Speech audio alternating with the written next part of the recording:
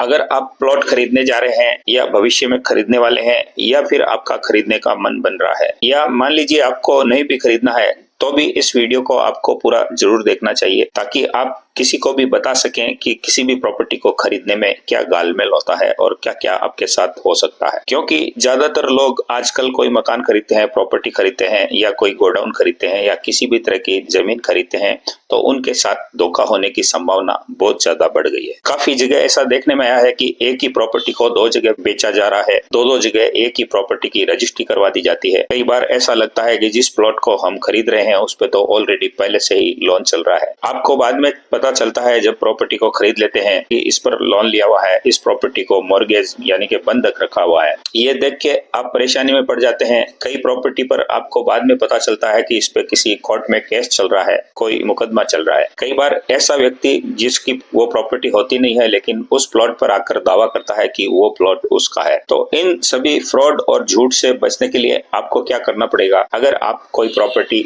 जमीन या प्लॉट खरीदने वाले हैं? तो पूरा वीडियो देखने पर आपको सारी बात समझ में आएगी। वीडियो पसंद आए तो इसको लाइक करें और हमारे चैनल को सब्सक्राइब जरूर करें। तो देखिए, अगर आप कोई प्लॉट, जमीन, प्रॉपर्टी किसी तरह की या कोई संपत्ति खरीद रहे हैं तो आपको सबसे पहले कुछ बातों का ध्यान रखना चाहिए। आपको उस प्लॉट का नंबर क्या है, यानी प्लॉट नंबर क्या है, उसका खसरा नंबर क्या है, उस जमीन का लैंडमार्क क्या है, उसका खाता नंबर क्या है, ये सारी डिटेल आपको पहले से चेक कर लेनी चाहिए। इसके अलावा आपको कोशिश ये करनी चाहिए कि जैसे ही आप किसी प्रॉपर्टी को पसंद करें तो प्रॉपर्टी बेचने वाले से आपको उस प्रॉपर्टी से संबंधित तमाम दस्तावेज की एक फोटोकॉपी मांग लेनी चाहिए। इसके अलावा उस व्यक्ति के पास कोई राजस्व रसीद हो, कोई मालगुजारी रसीद हो या हाउसिंग टैक्स से संबंधित किसी भी तरह के कोई दस्तावेज हो तो वो भी आपको उनसे ले लेने चाहिए। और सबसे पहले उन डॉक्यूमेंट को ले जाकर आपके अपने गांव के आसपास के किसी पटवारी, राजस्व अधिकारी या रेवेन्यू इंस्पेक्टर या फिर तहसीलदार से संपर्क करके उनसे बात करनी चाहिए। उनको बताना चाहिए कि फला प्रॉपर्टी आप खरीद रहे हैं,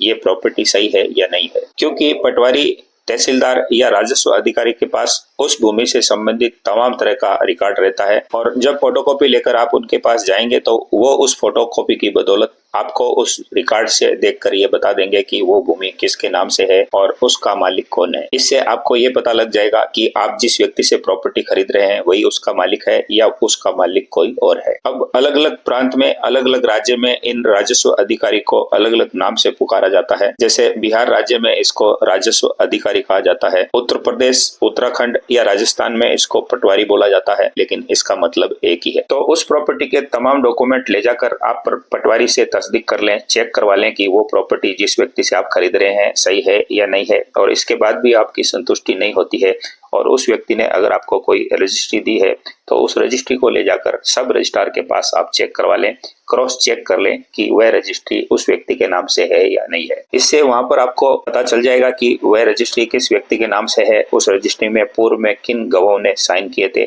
जरूरत पड़ने पर आप उन गवाहों से भी तस्दीक कर सकते हैं कि इसका असली मालिक कौन है और जो व्यक्ति आपको प्रॉपर्टी बेच रहा है क्या वह उसका असल मालिक है। अधिकांश केस में आपको किसी भी प्रॉपर्टी की जानकारी पटवारी से मिल जाएगी, आपको रजिस्ट्री ऑफिस में जाने की जरूरत ही नहीं पड़ेगी। तो पटवारी से जब आपको उस बात की तस्दीक हो जाए कि वो प्रॉपर्टी किस व्यक्ति के नाम से है तो उस व्यक्ति की आप आधार, आईडी या पैन कार्ड वगैरह की डिटेल्स ले लें और उस डिटेल से उस प्रॉपर्टी के दस्तावेज को मैच कर लें, उसके हस्ताक्षर को मैच कर लें और उस प्रॉपर्टी के मालिक के पिताजी का नाम, उसका नाम वगैरह की सारी जांच कर लें। क्योंकि सही दोस्तों यही रहता है कि कभी भी कोई आप प्रॉपर्टी खरीदने का सोचें तो उसी व्यक्ति से उस प्रॉपर्टी को खरीदा जाए जिसके नाम से वह प्रॉपर्टी रजिस्टर्ड है। यानी कि ऐसा ना हो कि प्रॉपर्टी किसी और के नाम से रजिस्टर्ड है और आप खरीद रहे किसी और व्यक्ति से हैं। ऐसे में आप झमेले में निश्चित तौर पर पड़ेंगे, आपके साथ धोखा होगा और आपको पछताना पड़ेगा। क्योंकि अक्सर एग्रीकल्चर जमीनों में ये देखा गया है कि कोई भी प्रॉपर्टी परदादा के नाम होती है, परदादा से दादा के नाम होती है, कई जगह पिता के नाम होती है, कई जगह चाचा भतीजाओं के हक और हिस्से होते हैं।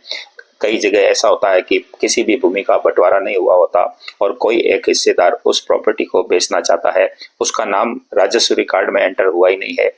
उसके नाम से दाखिल खारिज हुआ ही नहीं है, म्यूटेशन उसके नाम से है ही नहीं और वो प्रॉपर्टी बेचना चाहता है। और ज्यादातर लोग प्रॉपर्टी खरीदने के लिए पुराना रिकॉर्ड नहीं देखते, सिर्फ ये देखते हैं कि आप वो व्यक्ति उस परिवार का सदस्य है और वो उसके झांसे में आकर उस प्रॉपर्टी को खरीद लेते हैं। और होता यह है कि वो व्यक्ति आपकी रजिस्ट्री भी करवा देता है भले ही उसका बंटवारा नहीं हुआ हो। और चूंकि आपने पुराना रिकॉर्ड नहीं देखा, जमाबंदी, म्यूटेशन या दाखिल खारिज नहीं देखा और उस व्यक्ति से अगर आपने रजिस्ट्री करवा ली तो फिर आपके साथ क्या होगा। ऐसे में काफी लोग पटवारी के पास रजिस्ट्री की कॉपी रजिस्ट्री करवाने के बाद लेकर जाते हैं और उनसे निवेदन करते हैं कि उनका दाखिल खारिज कर दिया जाए, उनके नाम से म्यूटेशन कर दिया जाए, उनका नाम ट्रांसफर कर दिया जाए। ऐसे में पटवारी भी उनकी सुनता नहीं है और उनका नाम ट्रांसफर दाखिल खारिज अटक जाता है। दोस्तों, अभी हमारे एक वीडियो पे किसी भाई का कमेंट आया था और उन्होंने ये कहा कि मैंने अभी एक प्लॉट खरीदा है और अब मैं उसका दाखिल खारिज करवाना चाहता हूँ। मैं पटवारी के पास गया तो पटवारी ने दाखिल खारिज करने से मना कर दिया। मैंने जब उनसे पिछले रिकॉर्ड की बात की तो उन्होंने कहा कि मैंने जिस व्यक्ति से खरीदा है उसका भी दाखिल खारिज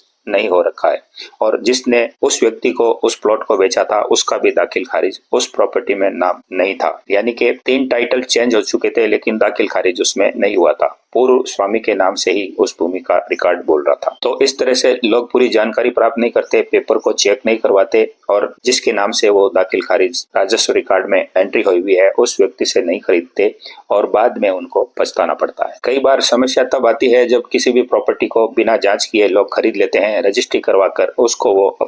अपने आप को मालिक समझने लगते हैं। तकलीफ उनको तब आती है जब 5 साल 10 साल के बाद उस जमीन को बेचने के लिए निकलते हैं और जब म्यूटेशन करवाने जाते हैं तो उनका म्यूटेशन नहीं होता, उनको बहुत सारी परेशानियों का सामना करना पड़ता है। कई बार स्थिति ऐसे भी आती है कि गवर्नमेंट की तरफ से किसी तरह का कोई प्लान किया जाता है, कोई डेवलपमेंट उस जमीन पर किया जाता है या किसी तरह का उस जमीन से संबंधित गवर्नमेंट का कोई सर्वे होता है। तो ऐसे में चूंकि वो जमीन गवर्नमेंट के रिकॉर्ड में आपके नाम नहीं है तो आपको फिर उसके लाभ नहीं मिल पाते हैं। इसका कारण सिर्फ यह है कि राजस्व रिकॉर्ड में वो जमीन किसी अन्य के नाम से दर्ज होती है और आपका उस रिकॉर्ड में नाम दर्ज नहीं होता है। कई बार ऐसा होता है कि आपने किसी प्रॉपर्टी को खरीद लिया, रजिस्ट्री करवा ली, लेकिन अकस्मात आपके घर में किसी की मृत्यु हो जाती है, आपके घर में कोई शादी ब्याह हो जाता है और आपको उस प्रॉपर्टी पर लोन लेने की जरूरत पड़ती है। आप बैंक में जाकर उस प्रॉपर्टी को दिखाते हैं। बैंक जांच करने के बाद चूंकि राजस्व रिकॉर्ड में आपका नाम दर्ज नहीं है तो आपको लोन देने से मना कर देता है और इसका मात्र एक कारण यही है कि आपने पुराना रिकॉर्ड चेक नहीं किया, उस रिकॉर्ड में आपका नाम नहीं चढ़वाया। तो इस तरह से आपका जमाबंदी में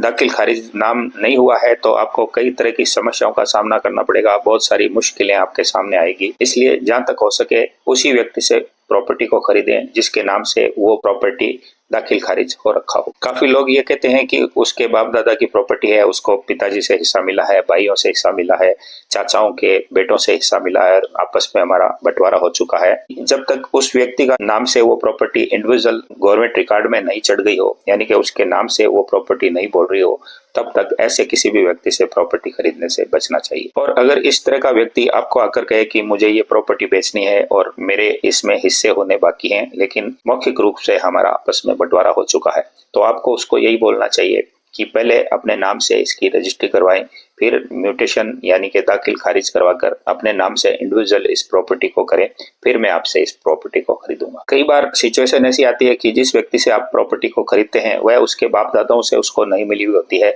बल्कि उस व्यक्ति ने उस प्रॉपर्टी को खरीदा हुआ होता है, लेकिन उस व्यक्ति ने भी उसका म्यूटेशन, दाखिल खारिज या नाम ट्रांसफर अपने नाम से नहीं करवाया होता है क्योंकि उसको जानकारी नहीं होती और वो सिर्फ रजिस्ट्री को करवाने मात्र से उस प्रॉपर्टी का मालिक अपने आप को समझने लगता है। तो ऐसी कंडीशन में उस व्यक्ति से प्रॉपर्टी खरीदने से पहले आपको ये देखना जरूरी है कि उसका भी नाम राजस्व रिकॉर्ड में, गवर्नमेंट के लैंड रिकॉर्ड में चढ़ा है या नहीं चढ़ा है।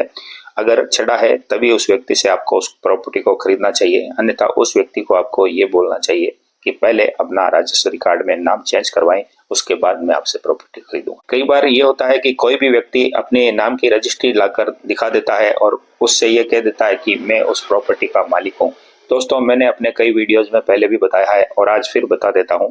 कि किसी भी प्रॉपर्टी की रजिस्ट्री करवा लेना उस प्रॉपर्टी का आखिरी दस्तावेज नहीं है। इसके बाद भी आपको एक दस्तावेज बनवाना पड़ता है जिसको कि म्यूटेशन, दाखिल खारिज, नाम ट्रांसफर या राजस्व रिकॉर्ड में एंट्री बोलते हैं। लेकिन आप सिर्फ रजिस्ट्री देखते हैं, रजिस्ट्री देखकर उसको उसका मालिक समझकर उस प्रॉपर्टी को खरीद लेते हैं और अपने नाम से रजिस्ट्री करवा लेते हैं। और फिर समस्या आती है कि आपके नाम से म्यूटेशन नहीं होता क्योंकि पूर्व के व्यक्ति ने म्यूटेशन नहीं करवाया था, जमाबंदी दाखिल खारिज नहीं करवाया था, तो आपका मामला भी अटक जाएगा, बहुत मुश्किलें आएगी और आपको काफी परेशान होना पड़ेगा। कई मेरे व्यूअर हमें ये भी बोलते हैं कि एक रजिस्ट्री करवा लेना एक ऑथेंटिक दस्तावेज है, ये गवर्नमेंट की तरफ से किया जाता है। तो मैं उनको आज स्पष्ट क्लियर बता देना चाहता हूँ कि सब रजिस्ट्रार ऑफिस में किसी भी प्रॉपर्टी के चैनल डॉक्यूमेंट के सत्यता की प्रामाणिकता की जांच नहीं की जाती है। प्रॉपर्टी बेचने वाले की तरफ से जो घोषणा की जाती है या उसके द्वारा जो डॉक्यूमेंट या जो रजिस्ट्री पेश की जाती है, उसी के आधार पर सब रजिस्ट्रार ऑफिस आगे से आगे रजिस्ट्री कर देता है और उनका ज्यादातर दिमाग और ज्यादातर ध्यान इस बात पे होता है कि गवर्नमेंट को राजस्व की प्राप्ति हो रही है। और रजिस्ट्रार ऑफिस में इस तरह का कोई सिस्टम नहीं है कि किसी भी प्रॉपर्टी के पेपर्स की वो जांच करें,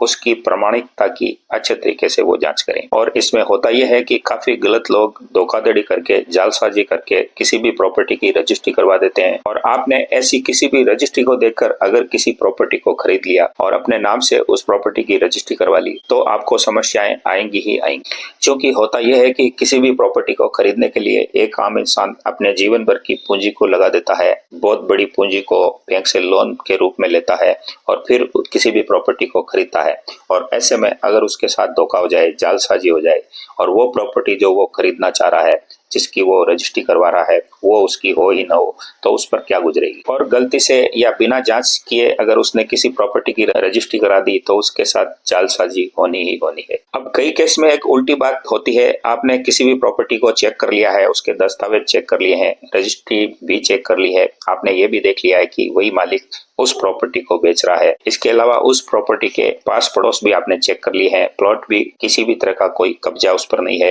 यानी कि पूर्ण रूप से आपने सारी चीजें चेक कर ली है। लेकिन इसके बाद भी कुछ ऐसी बातें हैं जिनको आपको गौर जरूर करना चाहिए, क्योंकि किसी भी जमीन के विवाद में अगर आप फंस गए तो आप लंबे फंसेंगे। क्योंकि कोर्ट कचहरी जब एक बार मैटर चला जाता है तो फिर कितना टाइम लगेगा ये किसी को नहीं पता होता, क्योंकि सिविल मामलों में कोर्ट में बहुत ज्यादा पेंडेंसी है और कोर्ट पर अनावश्यक काफी मुकदमों का ऑलरेडी भार रहता है। और ऐसी कंडीशन में आप भी किसी प्रॉपर्टी के विवाद को लेकर कोर्ट में जाएंगे तो आपके मुकदमे में भी अनावश्यक टाइम लगना अवश्यंभावी है। इसके अलावा कोर्ट कचहरी में आपका इतना पैसा लग जाता है जितने की वो प्रॉपर्टी होती है, कई पीढ़ियां इसमें लग जाती हैं। यानी कि दादा ने अगर केस किया है तो कई ऐसे मैटर हमने देखे हैं जिसमें पोता उस मुकदमे को लड़ रहा है और उसका फैसला अभी तक नहीं हुआ। तो क्यों कोर्ट कचहरी के चक्कर में पड़ना, क्यों न सावधानी बरती जाए और थोड़ी सी जांच परख करके किसी भी प्रॉपर्टी को खरीदा जाए। तो इसके बाद में जो आगे आपको सावधानी रखने की जरूरत है वो ये है कि सब कुछ सही होने के बाद भी आपको ये पता कर लेना चाहिए कि उस प्रॉपर्टी पर उस व्यक्ति का किसी बैंक से या किसी धरना सेट से प्राइवेट लोन तो नहीं चल रहा है, किसी कंडीशन में वो प्रॉपर्टी मॉर्गेज तो नहीं रखी हुई है, कहीं गिरवी तो नहीं रखी हुई है। तो अब इसके लिए आप पता कैसे करेंगे कि उस प्रॉपर्टी पर लोन है? तो इसके लिए 2-3 तरीके हैं जिनको आप काम में ले सकते हैं। तो इसके लिए जो सबसे पहला काम करना है, किसी भी प्रॉपर्टी को खरीदने का जब आप इकरार करें तो सबसे पहले आप उस प्रॉपर्टी से संबंधित किसी भी बैंक में जाकर दस्तावेज दिखाकर संबंधित बैंक से लोन की रिक्वायरमेंट करें, यानी कि लोन के लिए अप्लाई करें। या आप ऑनलाइन भी इसको अप्लाई कर सकते हैं। चाहे आपको लोन नहीं लेना है लेकिन आपको लोन के लिए अप्लाई जरूरी रूप से आवश्यक रूप से करना है। तो इससे होगा क्या? इससे होगा यह कि कोई भी बैंक किसी भी प्रॉपर्टी के दस्तावेजों की पूरी जांच करता है, उसका रिकॉर्ड देखता है, उसकी प्रामाणिकता को जांचता है और ये देखता है कि क्या वो प्रॉपर्टी सही रूप से है और उसका टाइटल ठीक है। तो अगर उस छानबीन में प्रॉपर्टी की वैल्यू सही नहीं निकली या उस प्रॉपर्टी के दस्तावेजों में कोई कमी निकली तो वो बैंक आपको लोन के लिए मना कर देगा। तो इससे आपको उस प्रॉपर्टी की तस्दीक हो जाएगी, आपको अनावश्यक मेहनत नहीं करनी पड़ेगी। और अगर उस प्रॉपर्टी पर ऑलरेडी लोन है तो सिबिल स्कोर के आधार पर उस प्रॉपर्टी की डिटेल बैंक के सामने आ जाएगी और बैंक वाले आपको बता देंगे।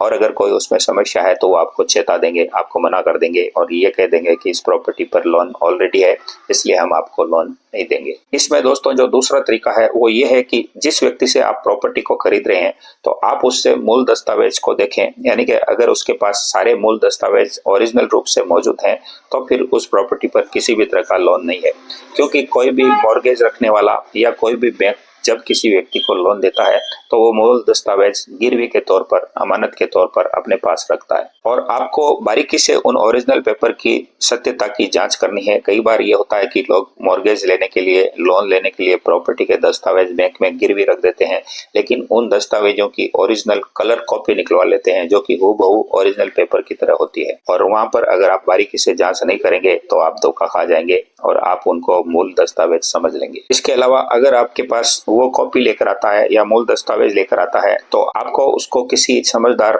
लॉयर से या किसी प्रॉपर्टी के जानकार आदमी से चेक जरूर करवा लेना चाहिए। उस प्रॉपर्टी के पेपर की जांच हो जाएगी और आपके सामने यह स्थिति क्लियर हो जाएगी कि वो प्रॉपर्टी के पेपर असली हैं या नकली हैं। और अगर उस व्यक्ति के पास संपूर्ण रूप से सारे दस्तावेज ओरिजिनल के तौर पर मौजूद हैं तो फिर आपको ये समझ लेना चाहिए कि उस प्रॉपर्टी पर किसी भी तरह का कोई लोन नहीं लिया हुआ है, क्योंकि जाहिर बात है कोई भी लोन देने वाला व्यक्ति कोई भी बैंक होगा या छोटा से छोटा फाइनेंसर भी होगा, तो जब तक वो प्रॉपर्टी के दस्तावेज नहीं लेगा आपको वो लोन कैसे देगा। अब जो इस वीडियो का इंपॉर्टेंट पॉइंट मैं आपको बताने वाला हूँ वो ये है कि आपने किसी भी प्रॉपर्टी को लेने का सोच लिया है, लेने वाले हैं या ले लिया है, तो तुरंत प्रभाव से जो सबसे पहला काम आपको करना है वो ये करना है कि उस प्रॉपर्टी पर फिजिकल रूप से काबिज होना है, यानी कि उसका कब्जा आपको प्राप्त करना है। क्योंकि रियल एस्टेट में अभी जिस तरह का माहौल चल रहा है, जिस तरह की सिचुएशन सामने आ रही है, जिस तरह लोगों के साथ धोखाधड़ी हो रही है, तो ऐसी स्थिति में जिस प्रॉपर्टी को आपको खरीदना है उस प्रॉपर्टी को आपको तुरंत प्रभाव से अपने कब्जे में लेना है। तो इसमें अगर आपने कोई छोटा प्लॉट लिया है तो सबसे पहले उसकी आप बाउंड्री करवा लें, एक फाटक चढ़ा लें और उसको अपना लॉक लगाकर अपने कब्जे में कर लें। तो दोस्तों इस प्रकार से किसी भी प्रॉपर्टी को खरीदने से पहले हमें अवेयरनेस क्या रखनी है, किस तरह से प्रॉपर्टी के दस्तावेजों को चेक करना है, किस तरह से प्रॉपर्टी बेचने वाले के डॉक्यूमेंट्स लेकर उसकी जांच करनी है, ये तमाम बातें अगर हम अच्छे तरीके से करेंगे और इसके साथ हम उस प्रॉपर्टी के बारे में, उस पर लोन है या नहीं है, ये जानकारी प्राप्त करके फिर उस प्रॉपर्टी की रजिस्ट्री अपने नाम से करवा लेंगे और भविष्य में राजस्व रिकॉर्ड में अपने नाम की एंट्री करा लेंगे, तो ऐसी प्रॉपर्टी खरीदने के बाद हमें सुकून मिलेगा और हम सेफ रहेंगे और हमारा पैसा डूबेगा नहीं। तो मेरे द्वारा ये बताई गई तमाम बातें अगर आपको अच्छी लगी हो, आपको इससे कुछ सीखने को मिला हो, तो इस वीडियो को झट से एक लाइक कर दीजिए। हमारे चैनल को सब्सक्राइब करके बेल आइकन बटन भी जरूर पुश कर लें ताकि हमें मनोबल मिलता रहे और हम इसी तरह की वीडियोस आपके लिए लाते रहें। दोस्तों हम मिलेंगे आपसे नए वीडियो, नए टॉपिक और नए कंटेंट के साथ। तब तक के लिए नमस्कार, जय हिंद, जय भारत।